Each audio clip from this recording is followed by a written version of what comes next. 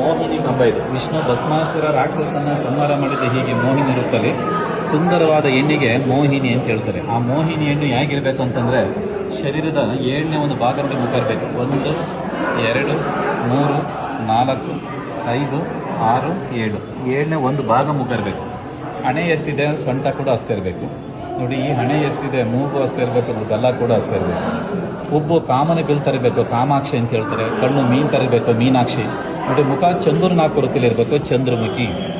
ಹೆಣ್ಮಕ್ಳ ಪಾದ ಪದ್ಮಪಾದ ಥರ ಇರಬೇಕು ನೋಡಿ. ಪದ್ಮಪಾದ ಅಂದರೆ ಪಾದ ಕೆಳಗಡೆ ಗ್ಯಾಪ್ ಇರಬೇಕು, ಗ್ಯಾಪ್ ಇದ್ದರೆ ಪದ್ಮಪಾದ ಅಂತ. ಹೆಣ್ಮಕ್ಳನ್ನು ಮದುವೆಯಾದ ಮನೆಗೆ ಗಂಡನ ಮನೆಗೆ ಒಳ್ಳೆಯದು ಅಂತ ಹೇಳ್ತಾರೆ. ಹೆಬ್ಬೆಟ್ಟಿನ ಪಕ್ಕದ ಬೆರಳು ಉದ್ದ ಇರಬೇಕು. ಹೆಣ್ಮಕ್ಳಿಗೆ ಹೆಬ್ಬೆಟ್ಟಿನ ಪಕ್ಕದ ಬೆರಳು ಉದ್ದಾಗಿದ್ರೆ ಅವ್ರು ಮದುವೆ ಆದಮೇಲೆ ಅವ್ರ ಗಂಡರ ಮೇಲೆ ಡಾಮಿನೇಟ್ ಮಾಡ್ತಾರೆ. ಹೆಣ್ಮಕ್ಳನ್ನ ಗಂಡರು ಕೇಳಬೇಕು ನೋಡಿ. ಮೊದಲೆಲ್ಲ ಹೆಣ್ಮಕ್ಳನ್ನ ಈ ರೀತಿ ಬೆರಳು ನೋಡಿ ಮದುವೆ ಆಗ್ತಾಯಿದ್ರು. ಈ ಬೆರಳನ್ನ ನೋಡ್ತಾ ಹೋಗ್ತಿದ್ರೆ ಅವತ್ತು ಯಾರ್ದು ಮದುವೆ ಆಗಲ್ಲ. ಇದೆಲ್ಲ ಮದುವೆಗಿಂತ ಮೊದಲು ಇವೆಲ್ಲ ಲಕ್ಷಣಗಳು ನೋಡ್ತಾ ಇರಬೇಕು ನೋಡಿ. ಕೆತ್ತನೆ ಕೆಲಸ ಮಾಡಬೇಕಾದ ಶಿಲ್ಪಿ ಮಾರ್ಕೆಟು ಯಾವುದರ ಒಂದು ಭಾಗಕ್ಕೆ ಹೊಡೆದು ಡ್ಯಾಮೇಜ್ ಮಾಡಿದ್ರೆ ಅವ್ರು ಮಾಡಿದ ಕೆಲಸ ಎಲ್ಲ ವೇಸ್ಟ್ ಅಲ್ವಾ ನೋಡಿ. ಒಂದು ಮಣಿ ಕೂಡ ಡ್ಯಾಮೇಜ್ ಆಗಿಲ್ಲ. ಆ ಕಂಬ, ಈ ಪ್ರಭಾವಳಿ, ವಿಗ್ರಹ ಇಷ್ಟು ಒಂದೇ ಅದು ಬ್ರಹ್ಮ ವಿಷ್ಣು ಮಹೇಶ್ವರ ಸೃಷ್ಟಿ ಸ್ಥಿತಿ ಲಯ. ಅವರಿಗೆ GOD ಗಾಡ್ ಅಂತ ಹೇಳ್ತಾರೆ. G for generator Brahma, O for operator Vishnu, D for destroyer ಎಂದು ಶಿವ. ಇನ್ನೆಲ್ಲ ನೋಡಕ್ಕೆ ಬಂದಂತ ಇವೆಲ್ಲ ಎರಡು ಡ್ಯಾಮೇಜ್ ಮಾಡಿದ್ದಾರೆ.